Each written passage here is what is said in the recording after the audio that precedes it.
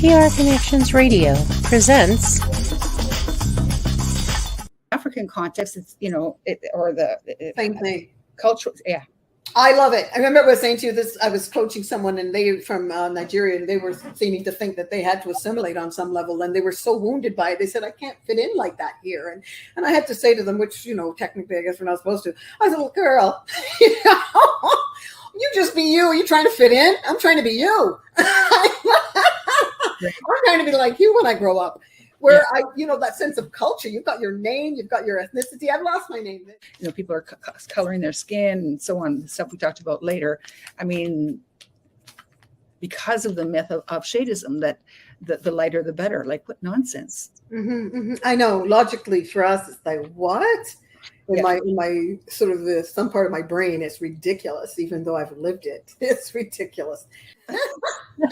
So when you talk about love and self-reflection, I mean, when you've talked about internalized oppression and that kind of thing, and even today, right?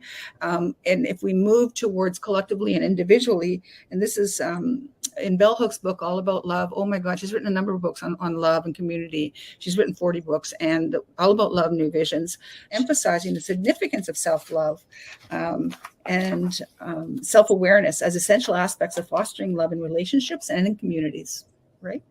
And she argues that self-reflection and personal growth are critical to creating a world where love and social justice thrive. She presents love as a transformative force capable of breaking down barriers and building bridges between individuals.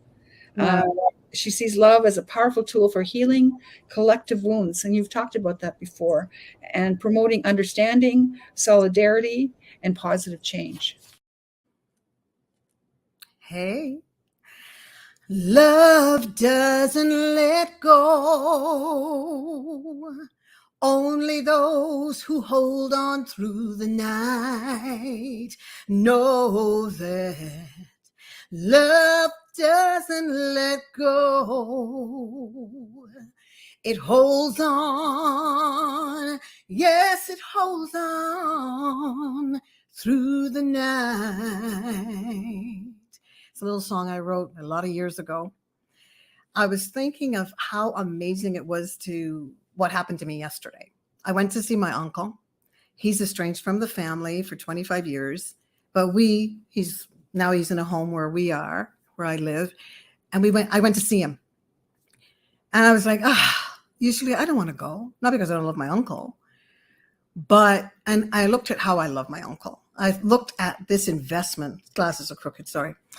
I looked at the investment of love, and I went to see him, didn't really want to stay because I was like, it's not like it's my dad. I love my daddy, but now I realized my uncle really didn't pour stuff into me, and not that he had to for me to give back, but I didn't get, it's not the same as mommy and daddy that bared with me all these years and taught me so much, and I adore them.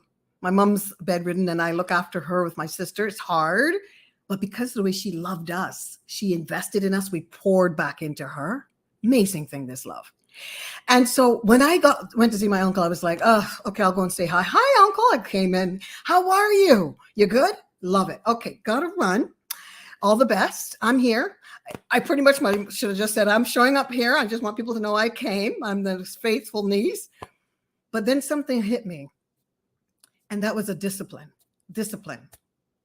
Lori's going to cover a lot of that today. We're going to cover some of that.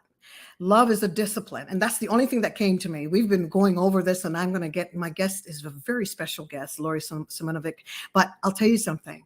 I sat there. I made myself sit there with my uncle. I prayed for him. I talked to him. A lot of things he doesn't understand right now. But I made him laugh. And I stayed over an hour. And you know what? It taught me something about myself. I didn't have warm, fuzzy feelings to stay, to show I love him. But the discipline of love and the action of love, that's what came into play for me yesterday. We're going to bring in my guest right now. Her name is Lorrie Simonovic. She's going to let you, we've done how many shows now? I don't know how many. Lorrie girl, come on down. You got me all misty. What?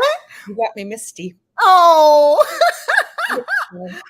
Oh my goodness. I learned a lot yesterday and I wanted to share that with you guys because I thought, oh my goodness, there's a body of work that this wonderful lady that I collaborate with, we learn a lot from each other. We're very different in many ways, but we're also got there's a lot of sameness. And I really appreciate her work. We've been doing this we've done this a lot. And Lorrie, welcome, honey. Welcome. Thank you. I appreciate your work. You look good, girl. You got your hair done? Yes. What was that top? Especially for you in the audience. Oh my goodness. Look at Lorrie. Anyhow, I just came back from work. So, give me a minute. And then I got crooked glasses. I'll just put them on when I'm looking in the thing. Lord have mercy. So, Lorrie, I would love you, for those who don't know, I know by now maybe you have this down. Just tell them a little bit about what you do and why you do what you do. Okay. As much as I talk about working from the heart, this is overwhelming. Your song is beautiful, not in a bad way. And the story about your uncle is so beautiful. So I'm just breathing into that right now. I am the president of Get Braver Incorporated. And three of the key things that I do is have threshold conversation facilitations and training in the context of diversity, equity, inclusion, belonging, and so on. Executive coaching and training, as I just said, training, and content creation and curation. I've worked in diversity, equity, and inclusion in various capacities, from direct service to consulting, leadership, and so on for many years. And now I've just kind of flown off, and I'm doing the kind of thing that I'm doing with you right now. Does that answer the question? Oh, I love it. Okay. And what would be one area that you could say to us, something that really is maybe riveting to you? Why do you do it? Why do you keep doing this work? I believe, since we're talking about love and the link between love and social justice, I believe anger has a place, and I think it's even if we got deeper into it, anger really can be an act of self and collective love. It's an important piece, and there's a piece as to why I was so moved by your song and by what you just said, by the story that you said, is that we all have a connection in humanity, and we all have differences. And so your question was why? Was that the why do you? Yeah. I believe that we don't have I was just listening to Brené Brown the other day, and that moved me also, where she said that she discovered through her research that the opposite of belonging is fitting in.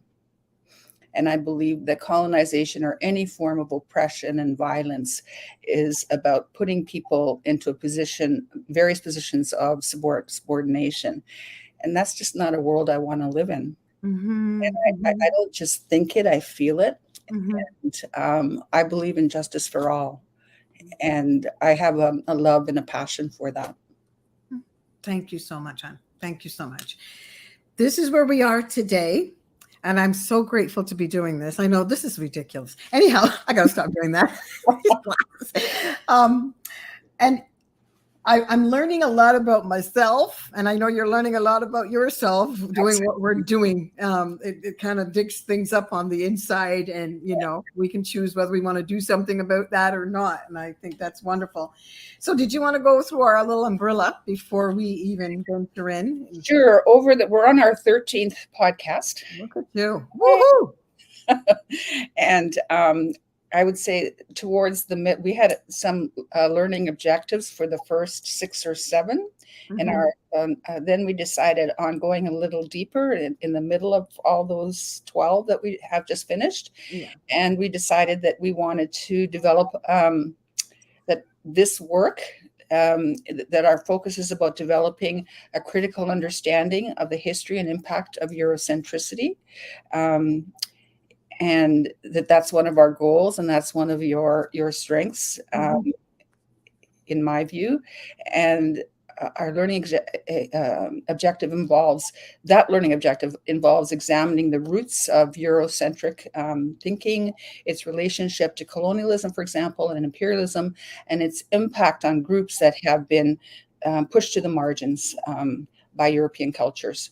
And by gaining a deeper understanding of Eurocentricity and its effects, learners can begin to identify and challenge Eurocentric assumptions and biases, such as systems of white supremacy, racial capitalism, imperialism, and patriarchy. And of course, there's more, but those are big ones, right? In the Eurocentric context. The second learning objective is about developing critical consciousness and cultural humility, which cultural humility is quite aligned with cultural freedom. So in the Eurocentric context, if you're being taught to fit in, then you're being asked to put it in jobs, in society, to push us out your very self, your very collective. And so in developing critical consciousness and cultural humility, this can involve developing the ability to recognize and challenge. I certainly have them. I was educated in this system, our own Eurocentric biases, assumptions, and to appreciate complexity and diversity of cultures that aren't European, right? Even saying that centers your right? Perspectives. It also involves developing skills to communicate and collaborate effectively across and with cultures and with heart. That's kind of what we're going to get into today. The third one is of our learning objectives, which is a lifelong process. This is not just today. This is, me, my life. Promoting social justice and equity, which promotes by taking action to challenge and dismantle Eurocentric structures and practices. So even the context of cultural freedom, for example, there are concrete ways to act, and your SCAT piece, which you may speak to in a moment, actually addresses that. That's an acronym, as you know.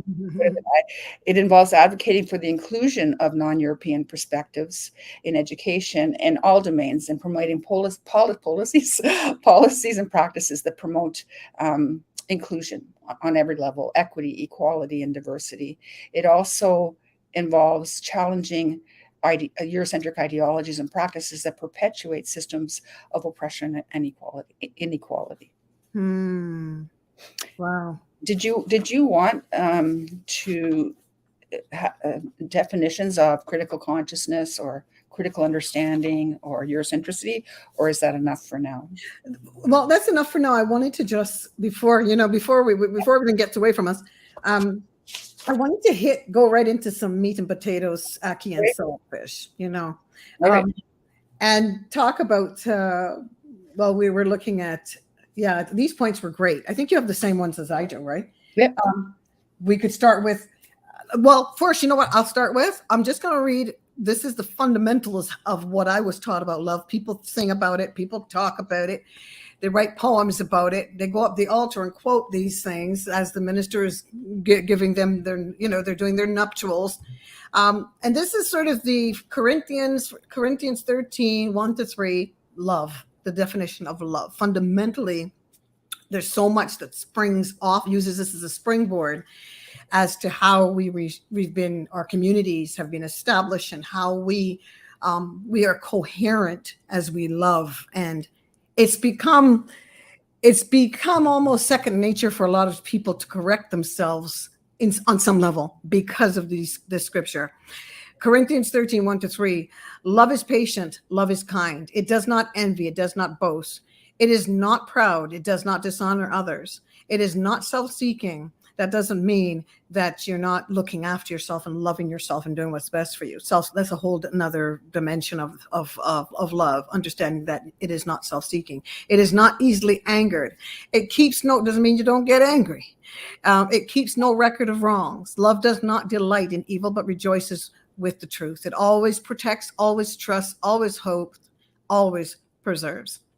So that is a huge definition of love. There's a lot there, but we want to broaden that. Well, not broaden that, elaborate on that in terms of we're here in the 21st century, and you'll find the components really will complement that. And so I hope the Most High God is pleased with us. That ideology of love. So if we were talking about Lorrie, say, so let's go with something.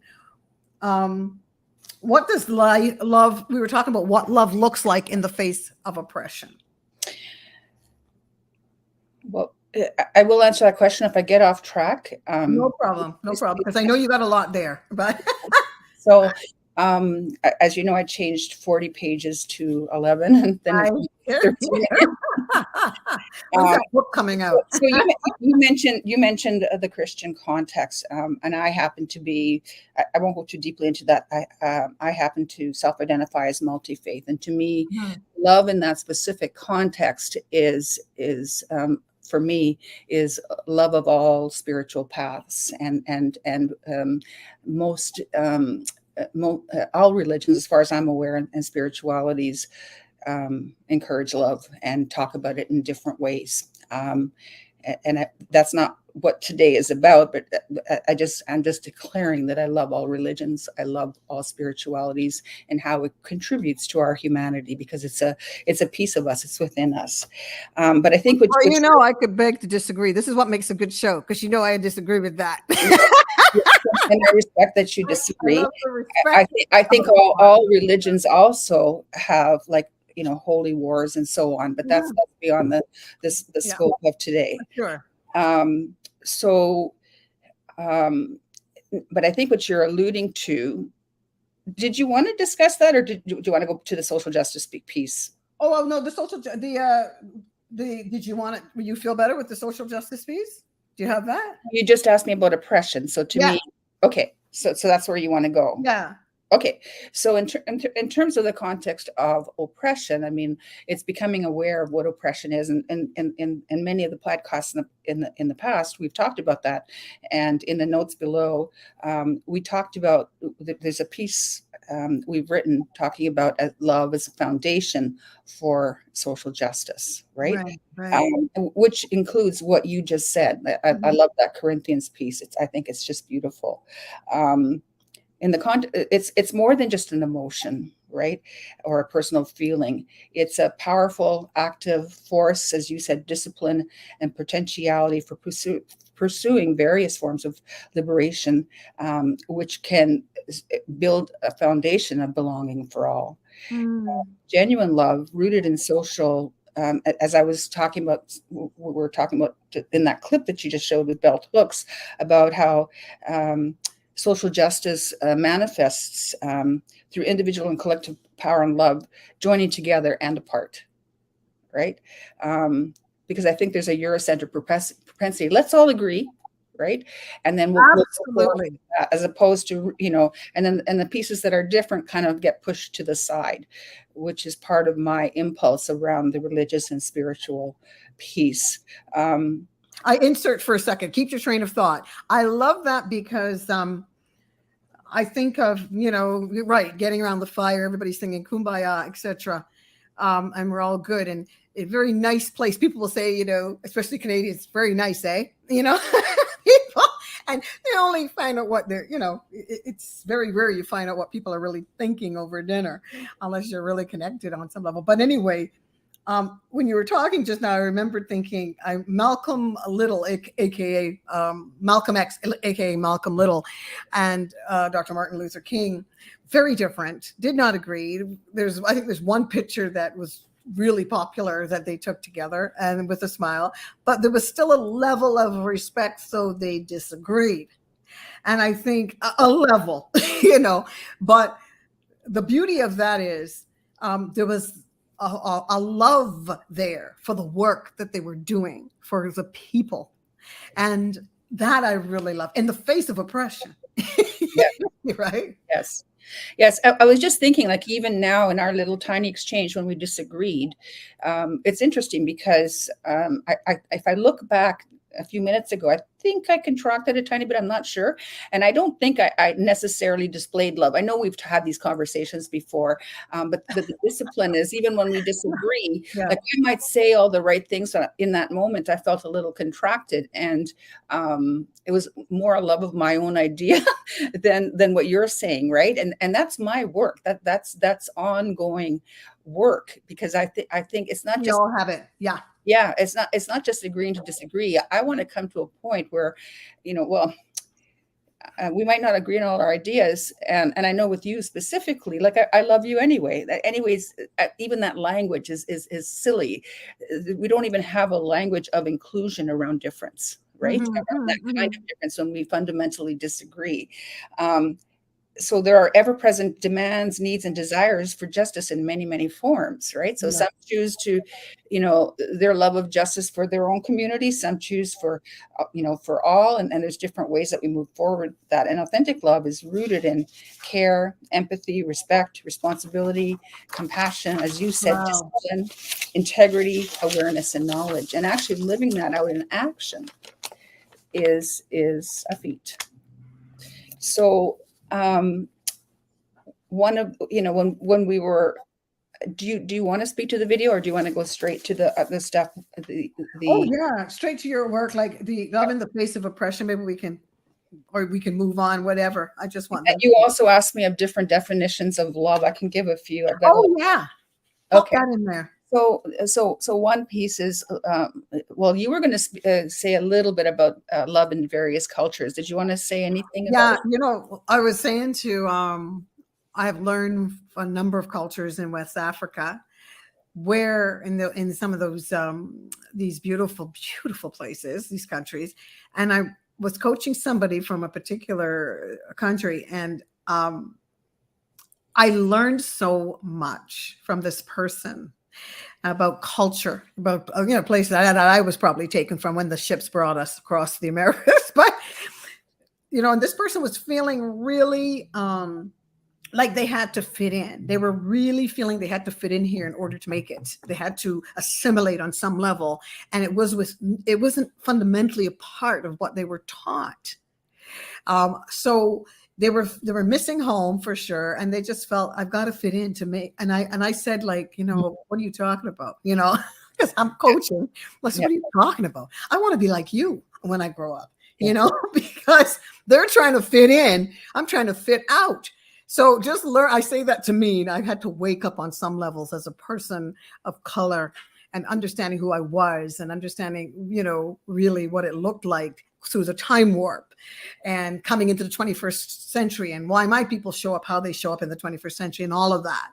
So coaching, I love to be sitting with people that are from a different, that are me, part of who I am, but through colonization, they had something different. We were brought here by the ships. Some stayed home. When I say stay home, I mean the continent, right? Africa.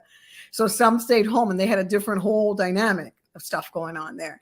But one thing that they did not lose, their names, their culture, and all of these amazing things, a lot of other things going on there. But this lady, I was talking to her, and I just appreciate it so much. I'm listening to her, because it's a lot of listening in coaching, and I'm hearing her, and I'm thinking, wow, I admire you.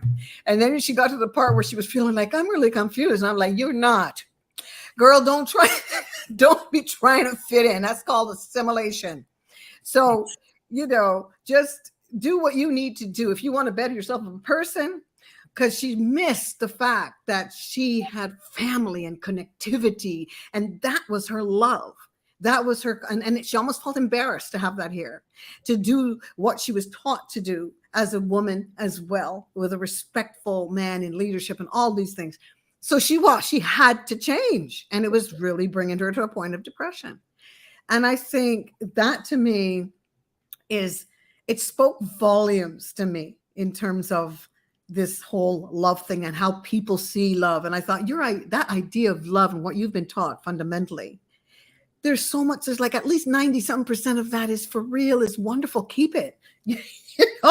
So was she being taught not to express her love in a collective or in a context? What she was being taught here, she found, was that she had to do certain things, going out to places she would normally go, and she had to be more flamboyant, maybe, as a person, and to fit in, and she had to go out a lot and do certain things that people say you should do over here too, and maybe say, Right.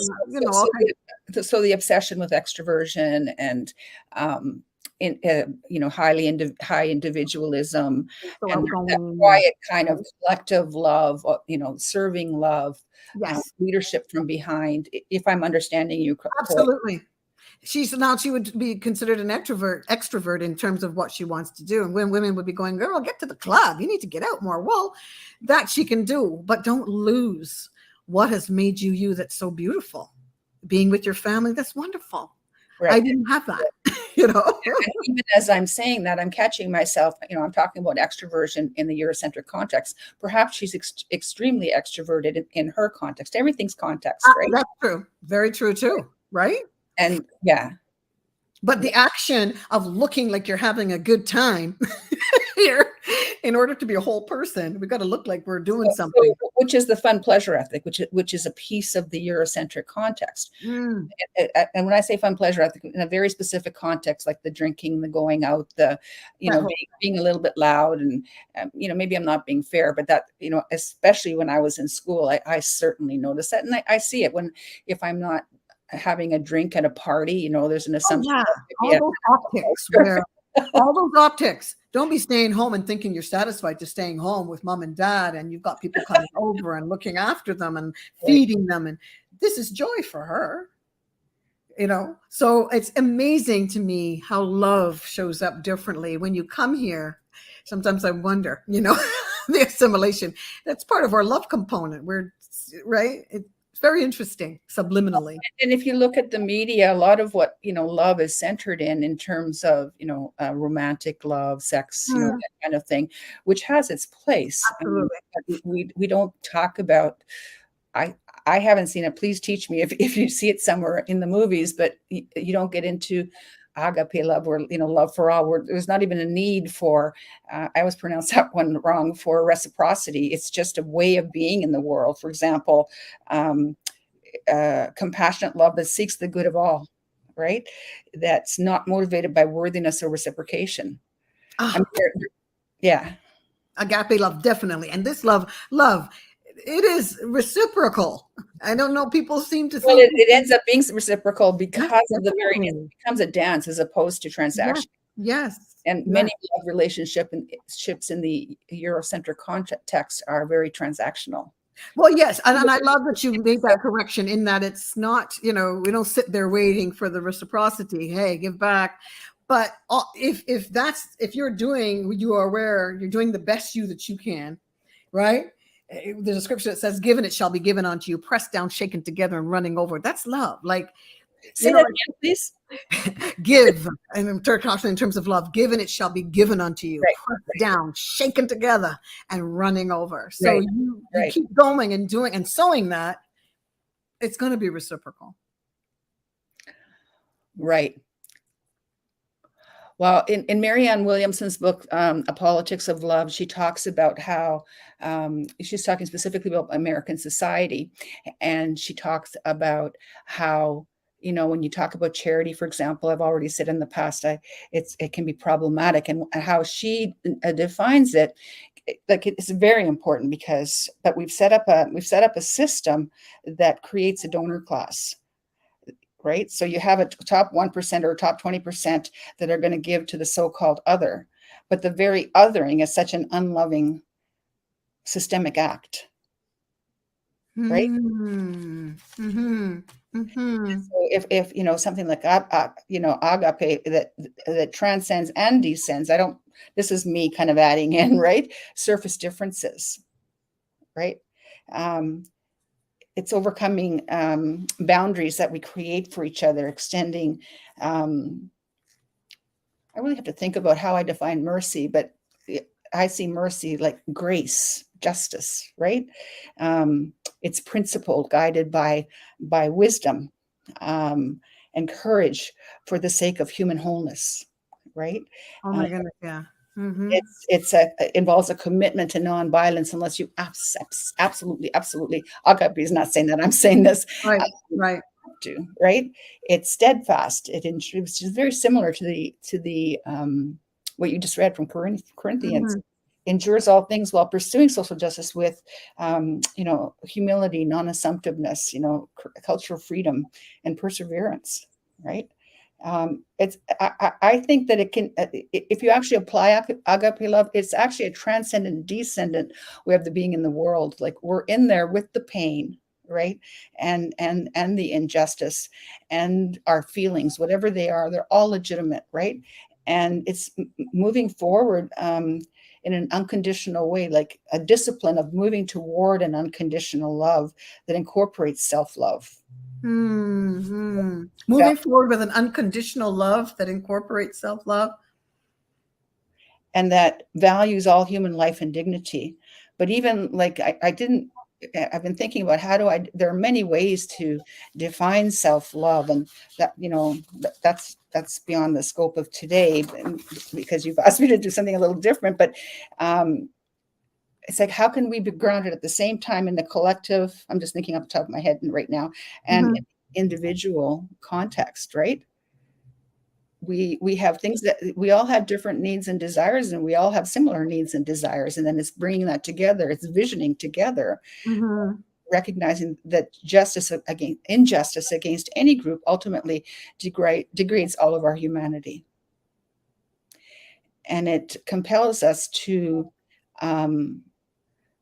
look at where these injustices are, where these oppressions are, in ourselves and in the so-called other, and recognizing that most of it's socially constructed. We have constructed this mess, and we're all a part of it.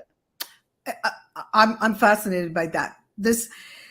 When I think, I have this student that I've known for a number of years now. He came here to learn English, came from Panama, wonderful young man, just a wonderful young man. And I never keep in touch with the students. I was there. They were in my home to make an income. And you know what? I just, whatever. See you later. Take care. But there's two of them out of how many I've had, many in my home. And this young man, till this day, because of how he was raised in Panama, beautiful gentleman. And I just really had such respect for him as a man. Worked so hard, but was taught something very different than I have experienced in my life. And so I've learned enough about love. Again, gentleman from Panama is teaching me about love and what that looks like. I'm going on a little jaunt, so I needed somebody to watch my animals and come in, feed them and all that. And I could trust him. He has just proven, in terms of this whole reciprocity thing, he's just proven to be just such an upstanding man over the years, young man, And so I'm that part, when we were talking about social justice and love, and people might say, well, what does this have to do with social justice and love? It has everything to do with it. And Lori's going to get into a lot of more theory and stuff like that with it. But if we are individuals and we're looking at love, respecting, at the least, having some respect for the way other people may love other people. Mine, again, is a springboard from Corinthians and then elaborating my life around that. I don't see that love is insular. I don't see that you can remove yourself. I don't know what you think about that. You just can remove yourself from everybody. And yeah. All right. Everybody's around the campfire and having a great time and trying to foster love. And one person's way, like 3 miles down the way with their own campfire, and they're part of the group. And, you just see the flame, hoping that you can get to them fast enough if something goes down. I agree with you. I believe, the Course in Miracles teaches that love multiplies. Right. So, even things like my neighbor, Larry, hi, Larry, if you're watching, Larry. He, for all of us, not just for me, he goes around, I'm not that great at gardening. And there's a number of reasons for that, probably because I work too much, but he created a whole garden in my back and front yard. And it is just, and I'm saying to him, let me pay you, all capitalistic, right, for the plants at least. No, just this incredible acts of love. And it touches my heart, and everybody in the neighborhood loves Larry. And it's not just about Larry, it's about all of us. He teaches us how to love in community. It's incredible. I can call him up. I try never to take advantage of him. Larry, I'm having trouble. It can be like, I had a little crisis in my basement, and it was like 11 o'clock and I felt embarrassed. He was there like that. right? I, Mm-hmm. I know what his hours are. I respect him and I don't take advantage of that. But I mean, it's expressed in so many different ways. And to me, he's Absolutely. a representation of that. And Absolutely. everybody is, wants to give to Larry too as a consequence. I think of there's there's different types of love and way to look at this, right? But I was thinking of a mother's love, and that was one of a friend of mine. That song I wrote, "Love Doesn't Let Go." I was moved to write it because of a friend of mine, and then they're no longer in my life. And that didn't really go so well. But what I understood when I wrote that, they encouraged me to write it. It was great, but I looked at a mother's love in order to write that song. I'm talking about a mother that is whole. Nurturing, yeah. Right. That is, I know people are doing their best, but that's not what I'm talking about. I'm talking about a mother that maybe has what you feel you don't have and is able because it was passed to her. Yes. She didn't do it all by herself. It was passed to her and she's Yes. able to sow it and give it. So I think of that. And that's when I wrote that song, that love doesn't let go, thinking of my mother. When I ran away when I was a teenager, and she just was, I didn't know how much I bled her heart, broke that woman's heart, but she never let go of me. And that's why I can today, I feel such this, I don't want to do it sometimes, but that's not the point. And we talk about the discipline of love. Right. You brought that to the table. Now I'm going somewhere, but no, let me stay. We'll get to the discipline of love. Okay. So what you're touching on is like the very next point here that we talked about the other day is there's many different kinds of love. I just mentioned the agape love, but if you're because we're talking about social justice, we can even take what's considered ordinary and not so ordinary, because you just mentioned for a mother that's whole, because mothers that have experienced trauma aren't necessarily feeling whole. Something happened to them. There's nothing wrong with them. Something happened to them. Absolutely. Right? And which is what you alluded to. And if you think of filial love and family love, there's a whole societal story around what that should look like and how one must behave and so on. And if you think of the kind of filial love that you're talking about, it's caring for our own families in the context of social justice. It can help us understand the imperative to care for the wider human family. What if we thought of the human family or all sentient beings family, including our relatives' nature, right? Trees and so on. Friendship, right? Loving our friends might inspire us to expand our circles of compassion and advocate for the so-called other. There really is no other. We could be in this together. Of course, we have differences, but we don't have to be otherized, right? Yes, I see. So these are people who might be outside of our own immediate communities. It's easy to love when things are going well, but when things aren't going well, which is the discipline, which we'll get to in a moment, that's a whole different thing, right? It gets past the transactional. You give me 10 cents, I'll give you 10 cents, right? It can go deeper than that. Romantic love can exemplify acceptance and support equity for everyone that chooses that kind of love, right? Spiritual love, I think you spoke to that, especially in terms of the Corinthians piece. Can be expressed through faith-rooted activism for justice, and there are many churches and mosques and so on that do that kind of work with homeless people, help their own communities, help communities that are not their own communities. A love for strangers, right? I'm just mentioning different kinds of love.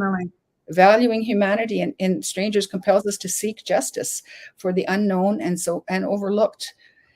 Self-love, appreciating our own dignity, could potentially fuel the love of the so-called other, right? Sometimes it's a connection and pain, but going beyond that connection and pain and recognizing that we could all have a sense of belonging. Hold that thought. Yep. It's beautiful because I have this little thing, it's actually a scripture. It says, prove your own work. And it goes with what you said, prove your own work so you have rejoicing in yourself alone and not in another. Meaning you have established something within yourself. You're proving your own work, whatever it is. It doesn't mean you have to get a degree, but it means that you've been so caring about yourself that you've really looking after your wholeness. And then you don't have to rejoice in another. You don't have to feel like, oh, I'm just, they're so wonderful and I'm nothing, And you keep putting people up, but then you're feeling horrible about yourself. And I think that just sort of ties in with the beauty of what you were saying just now. Right. And if you put somebody on a pedestal, you can't reach them. And if you look down at them, you can't see them. Right. It has nothing to do with heart to heart. It's a power construct, which is a very European construct. Love of difference. I really started talking about that. And I'm not talking as much as dance, food, and and music. Yeah, it's important, right? But it's as long as it's not performative, actually embracing diversity and meaning that we ensure equitable rights and belonging for all groups. And again, that's part of the love of humanity. I've just written little clips. Love of freedom and consciousness, right? Cherishing our own liberty, not just our own individual liberty, like we've talked about in another podcast, our collective liberty. And when we have a collective liberty, sometimes that will impact individual liberty in some way, maybe in terms of money, maybe in terms of an opportunity.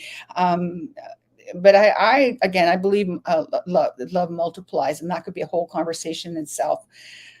I cautiously say this one, love of country. So I wish there were no borders. That's my ultimate, dream. I'm sure that I know that there are other examples, but that's beside the point right now. Patriotic love can strive to have a country that lives up to the ideals of justice. Well, I don't want to go too negative on patriotism, and it's got its shadow, as we all know. Love of nature, our interconnectedness with the earth, Mother Earth, and all life obliges us to seek environmental justice. And realizing these various forms of love can underlie our shared humanity, provide the impetus to build a society or rebuild marked by compassion and justice. So those were just some of the ideas.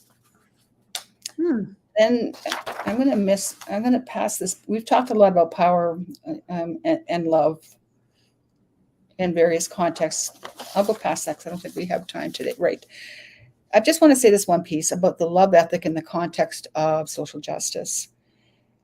The principle and practice of actively caring for humanity in the pursuit of justice, equality, and liberation encompasses showing compassionate solidarity and commitment to peoples that are pushed to the margins and are advocating for our I'm not going to say they are because there's no other, basic dignity and rights. Historically, love ethic has informed, for example, abolition of and civil rights movements, or the Underground Railroad. The men that work on the trains were like freedom fighters. They were feeding for people that came on the train and were getting away from enslavement. These are all very brave acts and sacrificial acts of love. They're putting their lives on the line, right? So I just wanted to put that piece in there. And then I think our next piece, you wanted to speak to love and social justice. And you really inspired me the other day. I have 3 points, but you had some wonderful ideas around what does love and social justice look like? And I'm like, you did. Maybe you've forgotten. I like I did. I love like it was an extemporaneous conversation, and you were. Well, let me ask you now: what does love and social justice look like? How does it connect to you? What is the connection? There was one thing that you said that I find interesting, that we can love indifference, which is great. And I think you and I are learning to establish some of that as we continue, for sure, right? In doing what we do. We didn't know each other before this. I love the work, and I love what it can do. That's what I love. And so love and difference, as you grow old, you learn this, you learn this. Okay. I'm 60 years old. You learn this as you grow older. Trust me. If you really, but putting yourself in a position where you can be a student, learn. So love, I put here in terms of social justice, it lets me educate myself so I can say that, so that I have a voice. So I can educate myself about say the lady I was coaching, how she felt like, oh my gosh. And she opened up something to me because I thought, what an injustice it would have been if I took another avenue. She's coming from back home. She's coming from the continent.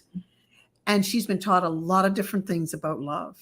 And what if I took a turn where it was like, oh, okay, I'm going to help you fit in because, it's so important to establish blah, blah, blah, whatever, rhetoric, nonsense, I would have said to her, and then how would have she felt? Meanwhile, back at the farm, I want to be her when I grow up. Like, I want that. That's where I'm going in terms of there's some components from back home that we lost when the ships brought us to the Americas.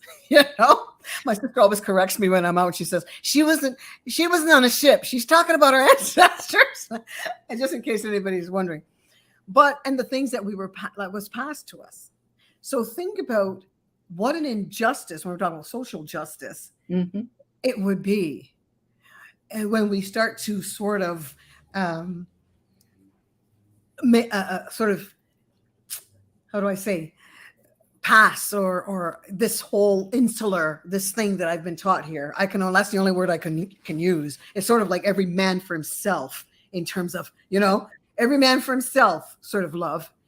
Right. And the community is not active. Yes. For me, like when I see people respond back home in the continent of Africa, in some places, especially West Africa. It's not, there's no community. It's every man for himself and their family. And here we are. Shh, don't let anybody know we're home. So I learned, even when I went to Jamaica and I was doing some missionary work, I learned in our little area, some of that still stayed, some of that still came across, was the idea of somebody knocks at your paling. No, it's going to make a big noise, like a yucky noise. The paling is, steel, iron, whatever it is. And it's someone that, okay, some days you may not want to see someone, but the whole consistency of going to that paling and that person saying, you got little flour? I got a little piece of fish here. You got any flour for that? And that would be Bezos. The idea of that was a part of living.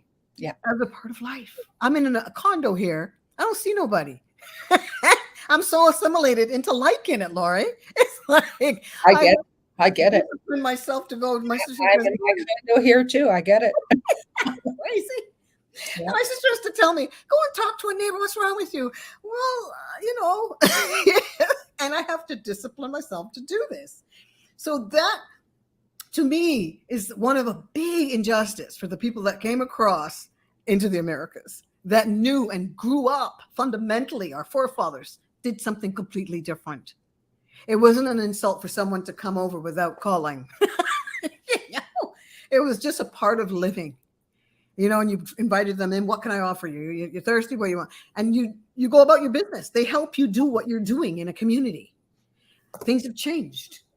It's very different, but there's still some beautiful things there. And I found that in that lady I was coaching that felt she had to assimilate in order to be happy here. That's interesting and beautiful. I mean, you've gone even deeper than my first point. Like I just said, practicing empathy and compassion, maybe get into some examples, but you're going deeper than that. You're going into the sharing, and you're connecting with this woman, for example, in the first example, you see that she's grounded in community and love and sharing in the same way or a similar way that the Jamaican example, right? Mm-hmm. Say, I want to be you. That's an honoring of who she is and of how a coach it's not a top down. You're learning from each other, and in that moment, you chose to learn from each other, and heart to heart. Yeah, you might have some skills and some pieces that you can help her with negotiation and love her and that kind of thing. But you went to a much deeper level where her soul was settled as a consequence. It's like an aha moment, as opposed to, okay, this is my ticky box, right? 10 ticky box. Yeah. This is what I do. And yeah, it works. Okay. So I do this, but you went to a place of stillness and love and acknowledged her. I love this. This is so much fun. I do. I've learned so much from my Nigerian brothers and sisters in terms of greetings. My father now laughs when I come in the house because we lost so much. You don't realize how much we lost coming here over how many hundreds of years, right? But the funny thing is, every time I go in my house, the Nigerians, they enter you come to someone's home and the people say, "You're welcome," or your daddy comes home, you say, "You're welcome." Mhm. Means coming home, you've made a welcoming atmosphere. So I go to daddy's house and I walk in now. I used to do it to him all the time. Now he says to me, "You're welcome." It's so hilarious. So And I go to his chest and I just bow my head, and he kind of, it's almost like a blessing. My daughter's here, and it's just the most beautiful thing in the world. I love it. and I mean, that's a connection between love and social justice. In the moment, it feels like love, right? But you're sharing it with everybody. It's recognizing, that was my second point, our shared humanity. And one of the things that Bell Hooks talks about is love will always move us away from domination in all its forms. So in that context, that's what you've done. I don't know anything about your relationship with your father, but often father figures, are kind of the head, right? In that specific context. We've talked about this before. And your father actually learned from you, and maybe he was teasing you, but he obviously likes it enough. He does. Absolutely. Oh. It's moving us beyond the history of, for example, unlearning myths of meritocracy and so on, that we deserve love. We love because we exist. Oh my goodness. Yeah, that meritocracy business, pulling up yourself by your bootstraps, doing it by your merit. You've done it all. You just got to, but with even here, I found some lovely people that are community is very important, but we have a reputation here of being cold, and I didn't quite understand that when I came here. I didn't understand why people would say that. Canada or Canada, yeah. Sorry, Canada, but yeah, friendly but cold. Yep, nice like ice. So. Yeah. Yes. Oh my goodness, I never heard that one. Oh, Lord, you didn't just say that. Lord. Excuse her, she's speaking the truth. I know.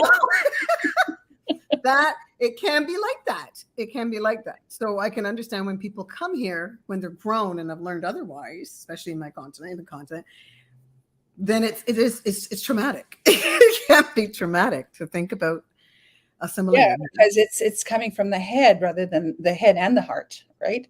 And the last piece is, which we've kind of talked about, is cultivating social responsibility, the ability to respond. I don't define that for the so-called other.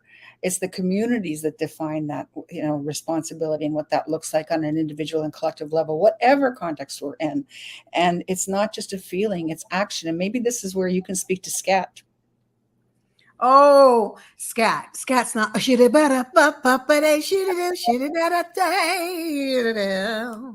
No. Scat is saturation, S for the S, C, conversion, A, application, and T, transformation. I don't know if I could speak to scat. Girl, and we're running out of time. We're going to have to speak to scat next week. I love that you use the word conversion outside of a colonial context. I just think that's amazing. Yes, indeed. And I love Cornell West's definition of justice is what love looks like in public, which is what SCAT is about too. I would love, next time, can we talk a little bit more about the discipline of love and do some? Absolutely. I'm going to put that down because what, SCAT and the discipline of love, because I would really love for our viewers to just experience for themselves. Maybe they can get in touch with us and let us know. What do you think? What do you think about this discipline, love being a discipline, and how maybe that's manifested in your life? Maybe you've done something and you'd like to share it. I think it'd be really good. SCAT and the discipline of love. What do you say? Absolutely. I'm there. I loved doing this. I hope I didn't talk too much. This stuff is good. Oh, it's amazing. It's good stuff. Most of this is the body of Lorrie's work, and I just love it. I really do. It has everything to do with the trainings that I do, double consciousness, 2 Bs and double. And I think it's a concept put forward, double consciousness, by W.E.B. Du Bois. Let me say that for sure. He coined it and honed it. It was around for a long time, I believe, before him, but he's the one that brought it forward. This has been good stuff. I am thrilled. I am thrilled. What was I supposed to close with now? Dana told me. Oh, yes. I'm Sandra McKechnie, your host. This is my beautiful guest, Lorrie Simonovic. And This is Voices of Humanity at prconnectionsradio.com, the voice of new media. It's been great to be with you. We are going to come live. We're live every second and fourth Friday. Voices of Humanity. My name is Sandra McKechnie. Give yourselves a hand. I would love you to continue to look into this whole love, the discipline of love, social justice aspect of love, and I hope you receive something from us today. You have any closing words, Lorrie, for our people? Thank you very much. That's good. Short and sweet. Take care of yourself. Be blessed. Be safe. Honor yourself. Love yourself. Look up that scripture in Corinthians.